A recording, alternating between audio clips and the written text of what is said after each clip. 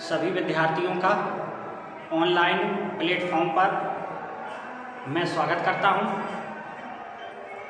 कुछ कारणों से जो आपको ऑफलाइन नहीं पढ़ा पा रहा हूं, तो आपके सामने ऑनलाइन जो पिछले टर्न पर टॉपिक चल रहा था उपसय संयोजी यौगिकों में संकरण, तो कुछ प्रश्न आपको लगवा दिए थे, कुछ और शेष रह गए थे, तो उनको आज देख लेते हैं।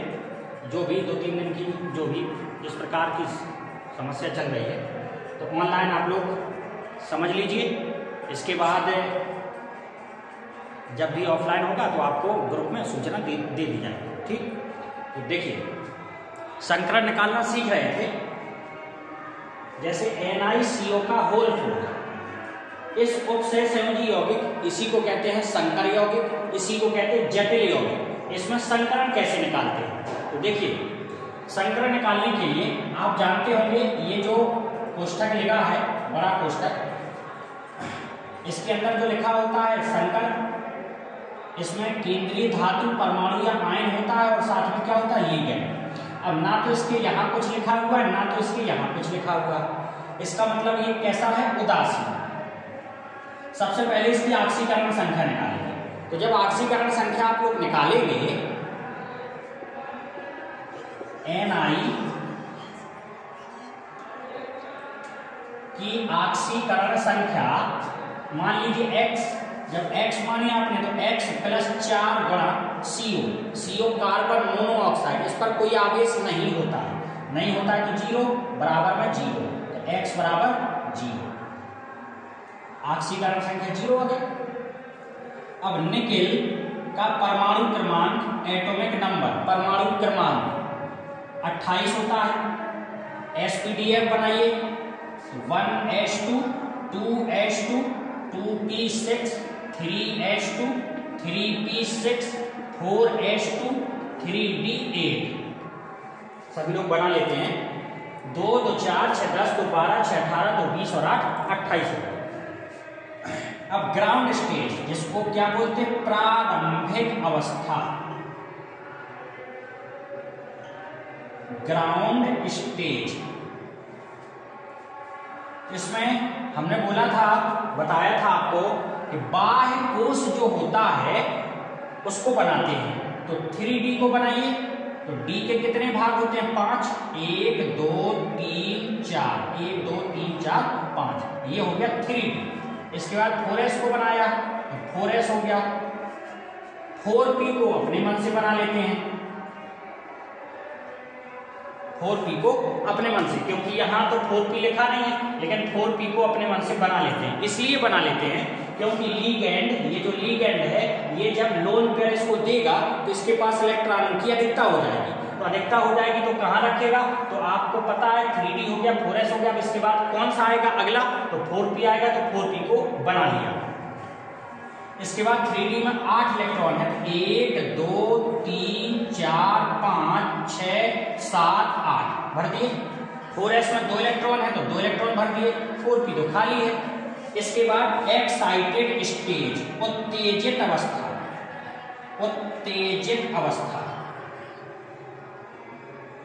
एक्साइटेड स्टेज, तो प्रारंभिक अवस्था ही उत्तेजित अवस्था हो जाएगी। क्यों, क्योंकि ऑक्सीकरण संख्या कितनी है इसकी, 0।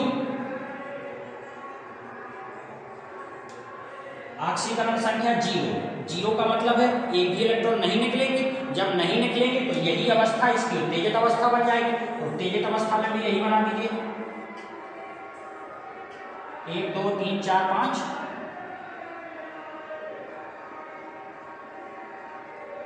3D 4s 4p, clear. इसके बाद आपको जानकारी है CO is a strong ligand. Carbon monoxide कैसा है, प्रबल लीगैंड है, प्रबल लीगैंड।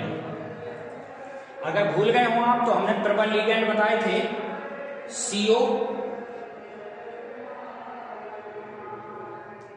En NO2 CO, En, NO2, NH3, NH3 सभी के साथ नहीं होता है, कोबाल्ट के साथ, कॉपर के साथ, प्लेटिनम के साथ, और एक था Cn-, ये ज्यादा देखने को मिलते हैं, इन पर ज्यादा गौर करिए, नहीं तो होने के लिए एक और होता है NH2-, तो इन पर ज्यादा गौर करिए, इसको हमेशा याद रखिए। इतने अगर आपने याद कर लिए ये प्रबल लिगेंड है, तो जितने बचे हैं वो सब हो जाएंगे दुर्बल लिगेंड। तो स्ट्रॉन्ग याद किया जाता है, दुर्बल जो इनके अलावा आ जाए वो सब क्या है, दुर्बल है। तो CO, En, NO2, NH3 सभी के साथ नहीं होता, कोबाल्ट, कॉपर, प्लेटिनम, Cn- और NH2-। तो देखिए ये Cn- एक इंपोर्टेंट हो गया, CO हो गया, अमोनिया हो गया, ये तीन आप हमेशा याद रखिए, तो क्वेश्चन गलत नहीं होगा। देखिए आगे, तो आपको पहले से जानकारी वहां बता भी दिया, CO स्ट्रॉन्ग लिगेंड, प्रबल लिगेंड है, तो ये क्या करेगा, अयुग्मित इलेक्ट्रॉनों को युग्मित कर देगा। स्ट्रॉन्ग है, प्रबल है, इसलिए अयुग्मित इलेक्ट्रॉनों का जोड़ा बना देगा, माने युग्मित कर देगा। तो आपसे सवाल में गलती क्या हो सकती है उसको ध्यान दीजिएगा। ये तो आपको पहले से पता था कि प्रबल लिगेंड है, तो क्या करेगा, अयुग्मित इलेक्ट्रॉन को युग्मित इलेक्ट्रॉन में बदल देगा। तो करते हैं, 1 2 3 4 5 3D, ये 4s, लास्ट में 4p। देखिए आपको पहले से पता था कि अयुग्मित इलेक्ट्रॉन युग्मित इलेक्ट्रॉन में बदल जाएंगे, लेकिन इसमें क्या ध्यान रखना है, आप जब जोड़ा बनाओगे तो ये वाला इलेक्ट्रॉन यहां रख देंगे, ये वाला इलेक्ट्रॉन यहां रख देंगे, तो जोड़ा बन जाएगा। अब जोड़ा बन जाएगा, हम करके भी बताते हैं आप क्या गलती करेंगे। आपकी गलती, ये जोड़ा बना दिया, जोड़ा बनाने के बाद यहां तो पहले से इलेक्ट्रॉन है, तो आप जब लोन पेयर कितने, लिगेंड कितने हैं, 4, तो इसको लोन पेयर कितने मिलेंगे, 4 लोन पेयर मिलेंगे। जब 4 लोन पेयर आप भरोगे, एक यहां भरोगे, फिर इसके बाद एक यहां भरोगे, एक यहां भरोगे, यहां भरोगे, इसको तो छोड़ दोगे ना। तो ये बताइए, पहले इसमें भरेंगे, फिर इसमें तो पहले से इलेक्ट्रॉन है, फिर इसको छोड़कर फिर यहां भरने जाएंगे, तो ये गलत हो जाएगा। जब लोन पेयर भरे जाते हैं तो क्रम से भरे जाते हैं, लाइन से, क्रम से भरे जाएंगे, तो इसका मतलब है यहाँ ये नहीं होना चाहिए। तो जब अपन को जोड़ा बनाना है, तो जोड़ा जब बनाना है तो ये वाला इलेक्ट्रॉन निकल के यहाँ आ जाएगा और ये वाला इलेक्ट्रॉन निकल के यहाँ आ जाएगा, तो जोड़ा बन जाएगा, तो ये जोड़ा बन जाएगा, ये हमारा खाली हो जाएगा। ये ध्यान रखने वाली बात है, इसलिए अगर ये सवाल आ गया तो गलत हो सकता है आप लोगों का। फिर से देखिए, आपने क्या किया, जोड़ा बनाना था, क्यों, क्योंकि प्रबल लिगेंड था, तो ये वाला इलेक्ट्रॉन यहाँ आ जाए तो जोड़ा बन जाएगा, ये वाला इलेक्ट्रॉन यहाँ आ जाए तो इसका जोड़ा बन जाएगा, ये खाली हो गया। लोन पेयर कितने भरना है, तो लिगेंड कितने हैं, 4, तो 4 लोन पेयर, तो आप लोन पेयर भरिए, 1 2 3 4। तो कहां कहां लोन पेयर भरा है, एस में 1 भरा, पी में 3 भरा है, तो संकरण कौन सा हो गया, संकरण हो गया sp3। सरल है, एस में 1 भरा और पी में 3 लोन पेयर भरे, तो sp3 संकरण हो गया। प्रकृति तो आप लोग जानते ही हैं, सभी जोड़े में है, सभी जोड़े में।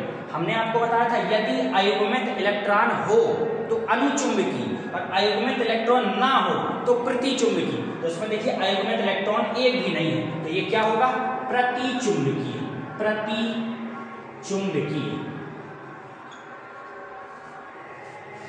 ये सवाल हो गया। अगला सवाल देखिए,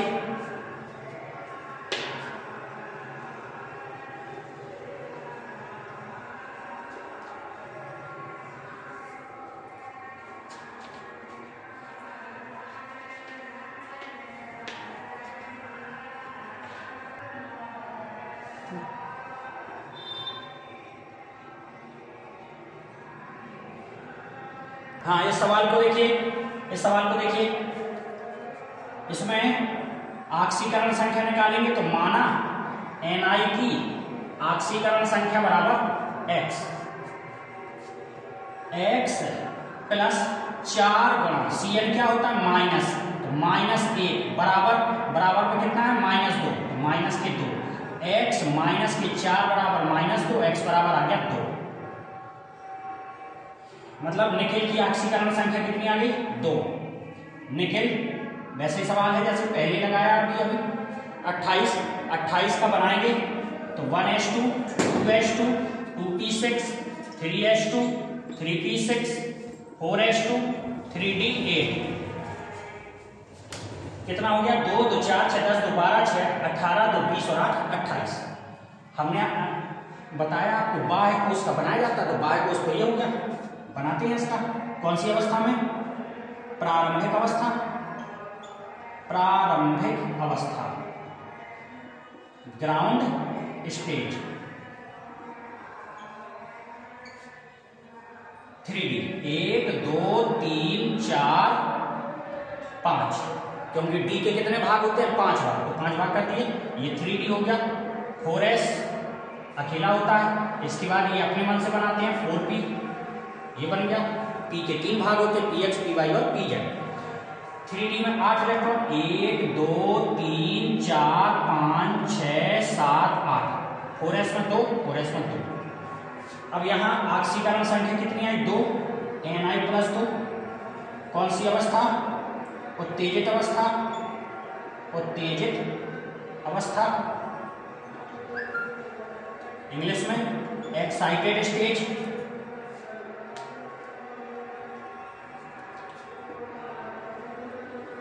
एक 2 3 4 5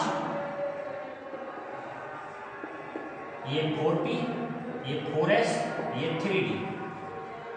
2 इलेक्ट्रॉन निकाल देंगे। 2 इलेक्ट्रॉन निकालेंगे तो किससे निकलेंगे? S से। S से जब 2 इलेक्ट्रॉन निकल जाएंगे तो ये खाली हो जाएगा। इसी भर को बनाना है। बना दिया। इसके बाद आप देखिए Cn। हमने आपको बताया था Cn कैसा लिगेंड है? प्रबल लिगेंड है, स्ट्रॉन्ग। कौन कौन है? CO होता है, Cn- होता है, En होता है, NO2 होता है, NH2- होता है, NH3 भी होता है लेकिन सबके साथ नहीं, कोबाल्ट के साथ, कॉपर के साथ और प्लेटिनम के साथ। हमने बोला था ये वाला Cn- CO ये इंपॉर्टेंट है, इसको ध्यान रखिए। तो हम लिखें यहाँ पे Cn- is a strong ligand. Strong ligand जब स्ट्रॉन्ग है तो अयुग्मित इलेक्ट्रॉन को युग्मित इलेक्ट्रॉन में बदल देगा। अयुग्मित इलेक्ट्रॉन को माने अकेले इलेक्ट्रॉन अयुग्मित इलेक्ट्रॉन को युग्मित इलेक्ट्रॉन में बदल देगा। बदलते हैं 1 2 3 4 5 1 2 3 4 5 ये 4S हो गया, ये 4P हो गया, ये 3D हो गया। अयुग्मित इलेक्ट्रॉन को युग्मित इलेक्ट्रॉन में बदलेंगे तो ये इस प्रकार की स्थिति हो जाएगी। क्लियर? अब इसके बाद कितने लोन पेयर इसको मिलेंगे? तो लीगेंड कितने हैं? लीगेंड है देखिए 4, तो इसको लोन पेयर कितने मिलेंगे? 4। तो लोन पेयर 1 2 3 4। ठीक है, तो संकरण क्या हो जाएगा इसका? D में 1 भरा, S में भी 1 भरा और P में कितने भरे? 2। इसका संकलन हो गया DsP2।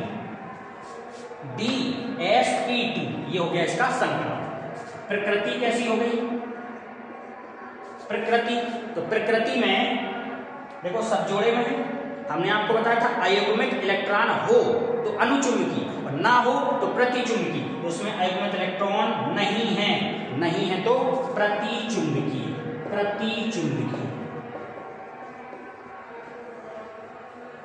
DsP2 संकरण जिसमें आता है इसकी आकृति ज्यामितीय आकृति होती है वर्ग समतलीय, स्क्वायर प्लेनर वर्ग समतलीय। देखिए sp संकरण होता है, sp2 संकरण होता है, sp3 संकरण होता है, sp3d संकरण, sp3d2 संकरण, sp3d3 संकरण। इतने संकरण हमने आपको पहले बताए हैं और हमने उस समय बताया था ये वाला संकरण देखिए कहीं नहीं है। ये वाला संकरण देखिए कहीं नहीं लिखा है। हमने आपको बताया था एक संकरण और होगा DsP2, लेकिन ये किस में आता है? ये आता है उपसहसंयोजी यौगिकों में। तो देखिए उपसहसंयोजी यौगिक में संकरण आपने निकाला कौन सा है? DsP2। हमने नाम भी बता दिया, इसकी आकृति संरचना ज्यामितीय आकृति का नाम क्या होगा? वर्ग समतली। ठीक, एक उदाहरण और लास्ट संकरण निकालने का। इससे आपका संकरण भी क्लियर हो गया और जितने क्वेश्चन बनते थे इंपॉर्टेंट वो आपके लग गए। तो देखिए अगला है, यहां सी कर देते हैं। सी ध्यान से देखिएगा,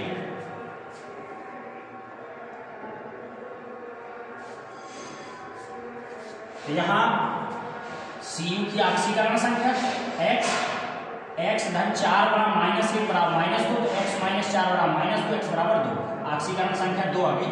यहाँ 29, क्योंकि कॉपर का परमाणु क्रमांक कितना 29। सी आप बनाओगे तो बनेगा 4s1 3d10। गिनो 29 2 2 4 6 10 2 12 6 18 1 19 10 29। इस प्रकार बना। प्रारंभिक अवस्था में इलेक्ट्रॉन 4s में कितना 1, 3d में कितने 10 हो गए, ये बन गई। ठीक, इसके बाद उत्तेजित अवस्था Cu+2, 2 इलेक्ट्रॉन निकालना है। जब 2 इलेक्ट्रॉन निकालोगे, एक इलेक्ट्रॉन तो यहां से निकल जाएगा, एक इलेक्ट्रॉन और बचा तो वो यहां से निकल जाएगा, तो स्थिति ये हो जाएगी। ध्यान से देख लीजिए भाई, स्थिति देखना है आपको। अपन को 2 इलेक्ट्रॉन निकालना है उत्तेजित अवस्था में, 2 इलेक्ट्रॉन निकालना है, तो एक इलेक्ट्रॉन इससे निकल जाएगा और एक इलेक्ट्रॉन और बचा है, तो एक इलेक्ट्रॉन यहां से आप निकाल लीजिए। तो देखिए यहां से निकाल दिया, यहां से निकाल दिया, ये स्थिति हो गई। अब इसके बाद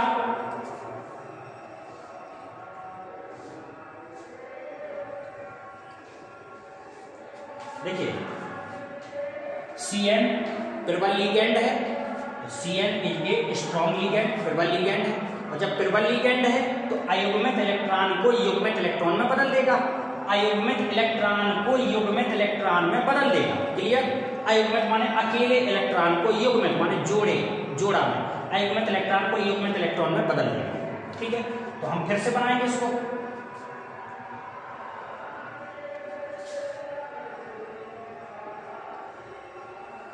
एक 2 3 4 5, ये 4s, ये 4p,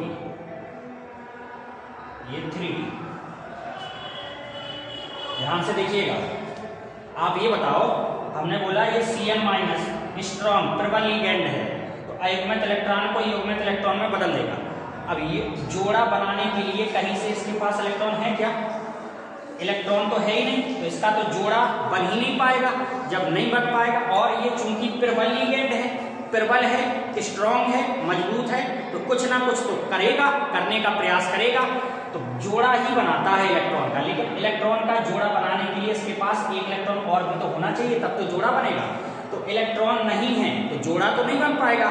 ये स्ट्रॉन्ग है तो कुछ ना कुछ तो अपना स्ट्रॉन्ग वाली ताकत तो दिखाएगा।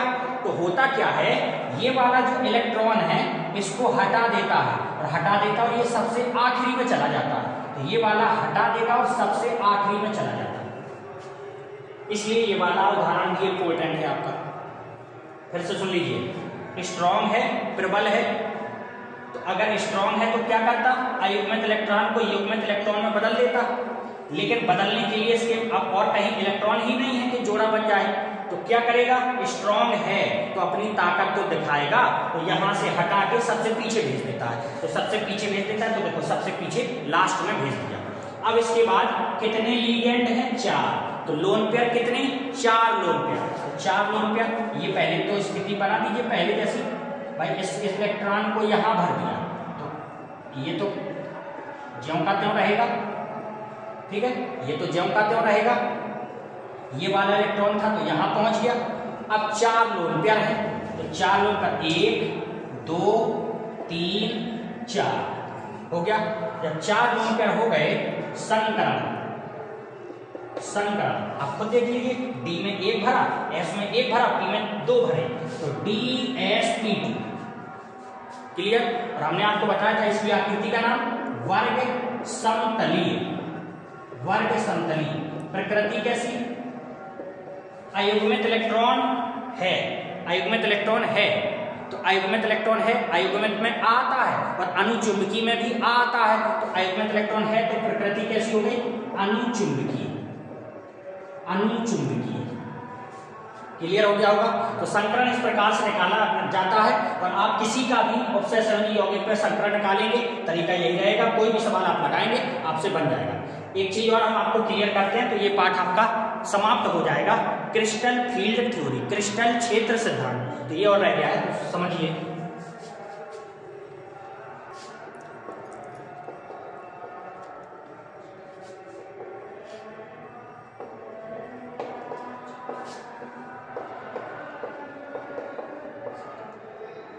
देखिए क्रिस्टल क्षेत्र सिद्धांत, पूरे चैप्टर में क्रिस्टल क्षेत्र सिद्धांत के बारे में पता ही नहीं चलता है कि इसमें क्या लिखा है और क्या समझाया जा रहा है आपको। तो देखिए बिल्कुल सरल तरीके से आपको समझाने का प्रयास करें।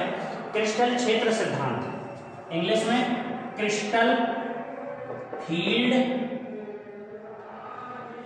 थ्योरी,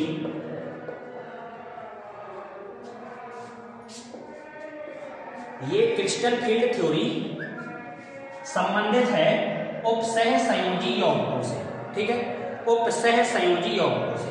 सबसे पहले इन्होंने बेथे नामक वैज्ञानिक थे, बेथे, इन्होंने क्रिस्टल क्षेत्र सिद्धांत दिया था।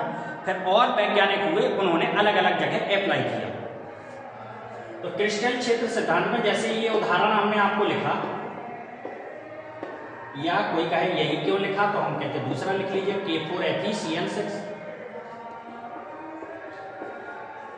इसमें मेन क्या होता है, कोष्ठक के अंदर वाला, तो ये केंद्रीय धातु परमाणु, केंद्रीय माने केंद्र में रहता है, धातु परमाणु या आयन, अगर इस पर 0 आवेश होगा जैसे कि ये, तो परमाणु हो जाएगा, और अगर कोई आवेश होगा तो आयन बन जाएगा।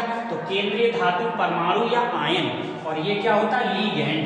तो इनके मध्य जब ये आपस में आते हैं तो ये इसको इलेक्ट्रॉन देता है, लीगैंड केंद्रीय धातु परमाणु या आयन को इलेक्ट्रॉन देता है। तो इनके बीच होता क्या है,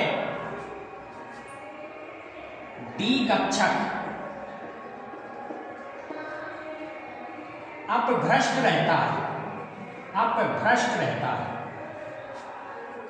डी ऑर्बिटल, डी कक्षक अपभ्रष्ट रहता है। कोई सोचे सर जी अपभ्रष्ट क्या है, तो अपभ्रष्ट का मतलब होता है समान ऊर्जा रहती है डी की।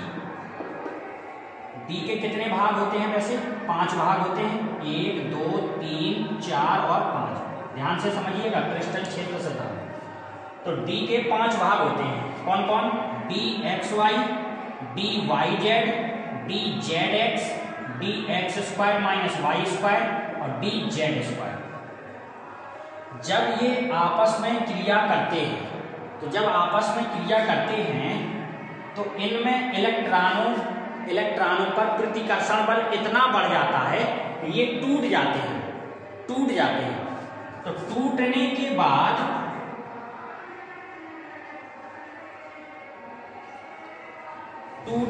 बाद जब इनकी ऊर्जा अलग अलग हो जाएगी तो इनकी अपभ्रष्टता समाप्त हो जाती है।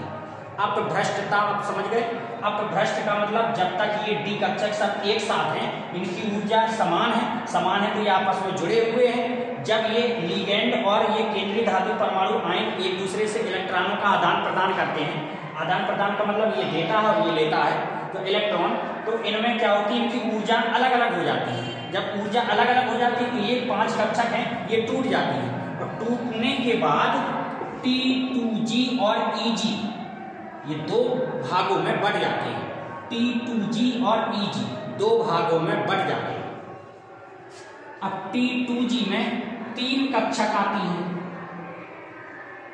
और EG में 2 कक्षक आती हैं।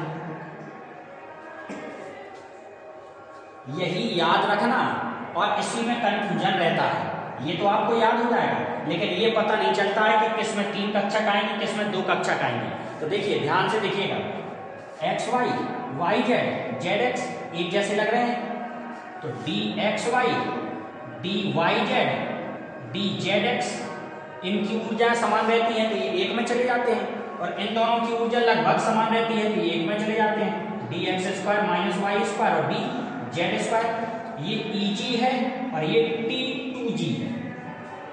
अगर आपको लगे कि सर हम भूल जाएंगे तो T मतलब 3, T से 3, तो इसमें 3 आ जाती है, 1 2 3, ध्यान रखिए। टी से 3, तो 3 हो गए, और 3 जब हो जाएंगे तो बचेंगे 2 लास्ट के, तो ये 2 लास्ट के इसमें चले गए। ठीक, ये इस प्रकार से टूट जाते हैं। तो डी कक्षकों का आपस में अलग अलग ऊर्जा जब हो जाएगी तो टूट जाना, किसमें, T2G में और EG में। इसको कहते हैं क्रिस्टल विपाटन। विपाटन माने विघटित हो जाना, टूट जाना, स्प्लिट हो जाना, वितरित हो जाना। ठीक, तो अगर एक नंबर में पूछे क्रिस्टल क्षेत्र विपाटन किसको कहते हैं, क्रिस्टल क्षेत्र विपाटन, तो कहेंगे डी कक्षकों की जब ऊर्जा समान रहती है तो वो डी कक्षक कैसे रहते हैं, अपभ्रष्ट रहते हैं, एक दूसरे से जुड़े रहते हैं। जब उपसंयोजी यौगिक में एक इलेक्ट्रॉनों का आदान प्रदान होता है तो प्रतिकर्षण बल इतना हो जाता है कि इनकी ऊर्जाएं अलग अलग हो जाती हैं। तो जब अलग अलग हो जाएंगी तो ये टूट जाते हैं 2 भागों में, T2G में और EG में टूट जाते हैं। T2G में 3 कक्षक dxy dyz dzx, EG में 2 कक्षक dx² - y² dz²। इस घटना को क्या कहते हैं, क्रिस्टल क्षेत्र विपाटन बोलते हैं। अच्छा, ये आपको एक्स्ट्रा जानकारी, यहां से यहां तक की दूरी, ये मिडल हो गया।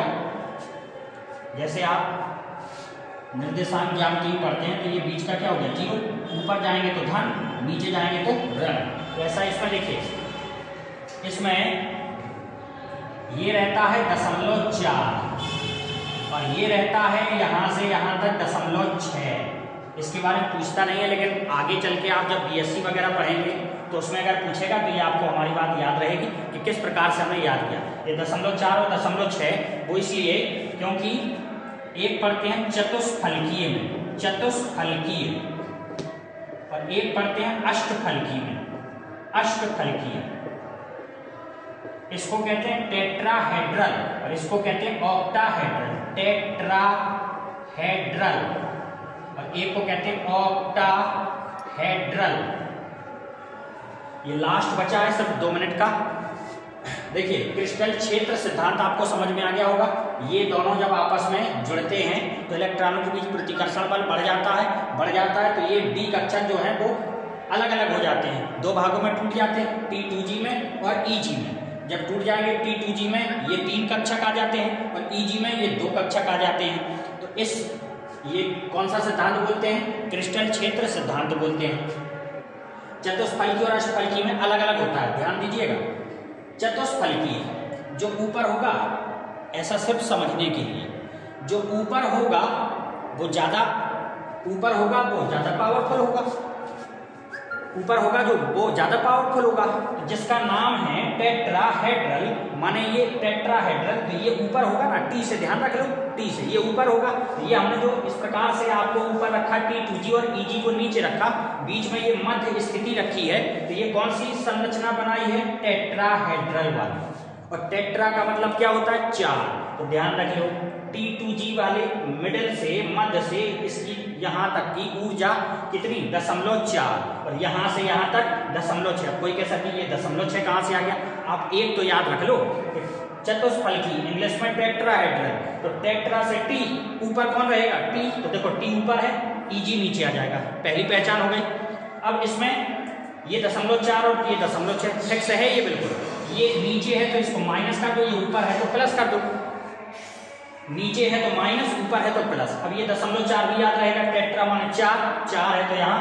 और ऑक्टा आपने पढ़ा होगा पहले पार्ट में, ठोस अवस्था वाले पार्ट में, ऑक्टा का मतलब 8 नहीं होता है, कितना होता है, 6। तो देखो ये अपने यहाँ 0.6 लिखा है। अब यही अगर हम अष्टफलकी का बनाएं, यहाँ हम लिख दें अष्टफलकी, देखिएगा कितना अंतर होगा। अष्टफलकी यहाँ आ गया T2G, अष्टफलकी यहाँ क्या आ जाएगा, EG। उल्टा हो जाएगा, कहने का मतलब ये उल्टा हो जाएगा। ये dx² - y² और dz², यहाँ 3 dxy dyz dzx, ठीक। टी ये है टेट्रा, टेट्रा मतलब 4, यहाँ कितना हो जाएगा, 0.4। ऑक्टा मतलब 6, यहाँ कितना हो जाएगा, 0.6, ठीक। इसमें एक शब्द और आता है DQ, मात्रक समझ लीजिए इसको, तो डी क्यू इसका मतलब होता है डिफरेंशियल क्वांटा, ये मात्रक के रूप में लगा देते हैं। जैसे दोनों को जोड़ेंगे तो कितना हो जाएगा 1, लेकिन जब डेल्टा के रूप में लिखते हैं तो 10 लिखा जाता है, 10 डी क्यू। तो 10 डी क्यू आएगा, तो D Q, D differential, Q माने क्वांटा। ये था आपका क्रिस्टल क्षेत्र सिद्धांत। उम्मीद करते हैं आपको समझ में आया होगा। ये वाला पार्ट जो था वो समाप्त हो गया है आपका।